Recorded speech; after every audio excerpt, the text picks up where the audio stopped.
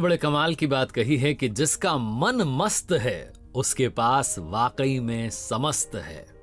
नमस्ते दोस्तों, मैं हूं आरजे कार्तिक। एक बड़ी छोटी सी कहानी एक राज्य की। छोटा सा राज्य था, राजा के इकलौता पुत्र था, लेकिन वो जो पुत्र था वो लाड़ प्यार में बिगड़ता चला जा रहा था। 12-13 साल का हुआ तो हरकतें उसकी ऐसी हो गई थी कि राजा को बात बात पर गुस्सा आने लगा था। और एक दिन राजा को अपने पुत्र के गलत आचरण पर इतना गुस्सा आया कि अपने ही पुत्र को, अपने ही बेटे को, राजकुमार को राज्य से बाहर निकाल दिया।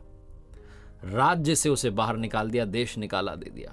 दरबार में मंत्रियों ने समझाया कि महाराज आपके पुत्र हैं, राजकुमार हैं, आगे यही चल कर के राजा बनेंगे। उसने कहा नहीं, किसी की नहीं सुननी। रानी रोती रह गई, राजकुमार बाहर भेज दिया। अब समय के साथ जब राजा बूढ़ा हुआ और उसे लगा कि वाकई में राज्य को अब राजा देना होगा, तो उसने अपने मंत्रियों को बुलाया और कहा कि देखो, सैनिकों को लेकर के जाओ और मेरे बेटे को ढूंढ करके लाओ। वो जो बेटा था, वो जो राजकुमार था, जब वो 12-13 साल की उम्र में अपने राज्य से बाहर निकल चुका था, राजमहल छोड़ के आ चुका था, तो उसे कुछ आता नहीं था। उसकी कहानी कुछ ऐसी रही कि उसे कुछ भी नहीं आता था, क्योंकि लाड़ प्यार में रहा था। तो क्या करे, कहीं उसे काम भी नहीं मिल पाया, तो वो बस भीख मांगने का काम करता था। ये जो साल बीते थे, इनमें उम्र के साथ साथ थोड़ा सा जो है उसका शरीर भी बेढंग हो चुका था। फटे पुराने कपड़े पहन कर रहता था, बाल बढ़ चुके थे, दाढ़ी बढ़ चुकी थी, बहुत बुरे हाल में था, धूल में सना हुआ रहता था, सुध नहीं रहती थी कि कौन है क्या है। इधर जो राजा ने अपने मंत्रियों को भेजा था सैनिकों के साथ में, तो वो ढूंढ रहे थे उस राजकुमार को कि कहीं मिल जाए। और आप देखिए, प्रभु की कृपा ऐसी हुई कि एक नगर के चौराहे पर वो भीख मांग रहा था, रोज की तरह। दोपहर का समय था और उस राजा के जो मंत्री थे वो सैनिकों के साथ घोड़े पर बैठे हुए वहां से निकले और उन्होंने देखा कि ये देखा देखा सा लग रहा है। आंखें मिल गई, और जहां आंखें मिल गई तो मंत्री ने सैनिकों से कहा, रुक जाओ, लेके आओ इसको। उसको लेकर के आए।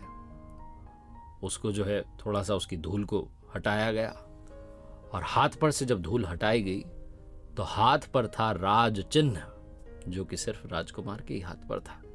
मंत्री अचानक से पैरों में गिर गया। सारे सैनिक घोड़े पर से उतर आए, महाराज की जय हो, महाराज की जय हो कहने लगे। और ये जो फटे पुराने हाल में बैठा हुआ था, बिल्कुल बेढंग हो चुका था, जिसका शरीर कमजोर सा लग रहा था, अचानक से इसमें जान आ गई और इसने आदेश दिया कि सुनो, अब महाराज को स्नान करवाया जाए। अचानक से इसके अंदर शक्तियां आ गई। इसे एहसास हुआ कि ये कोई भिखारी नहीं है, ये तो राजकुमार है। इसका तो जन्म राज करने के लिए हुआ है। सारे जो मंत्री सैनिक सब प्रणाम करने लग गए। पल भर में सारा सीन बदल गया। इसे लाया गया स्वागत सत्कार के साथ वापस अपने राज्य में, और समय की मार के साथ में सीख चुका था कि गलत आचरण नहीं करना है। आगे चलकर के एक अच्छा राजा बना। ये कहानी उस राजा की, राजकुमार की, मंत्रियों की नहीं है, ये आपकी और हमारी है। हम में से बहुत सारे लोग जीवन पर्यंत ये सोचते रहते हैं कि मांगते ही रह जाएंगे। ये भूल जाते हैं कि हम राजकुमार हैं, परम आनंद की अनुभूति के लिए हमारा जन्म हुआ है। और यहाँ पर मटेरियलिस्टिक चीज़ों की बात नहीं हो रही कि आपने इतना कमा लिया, उतना कमा लिया, यही जीवन का सार है।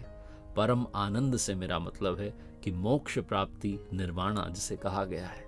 जब आप उसकी भक्ति के रस में डूब जाएंगे तो आपको समझ में आएगा कि ये दुनिया के जो क्षणिक अनुभव हैं, जो क्षणिक सुख हैं, ये किसी काम के नहीं है, क्योंकि असली आनंद तो वही आनंद है जब प्रभु की भक्ति में आप डूब जाएं। जिस भी नाम से आप उन्हें पुकारते हैं, जब आप उनसे संपर्क बैठाने लग जाएं, तब आपको अपने जीवन में आने का सही मकसद, सही उद्देश्य मालूम चलेगा, और पता चलेगा कि हम मांगते रह गए थे, जबकि उसने हमें अपना राजकुमार बना करके भेजा था।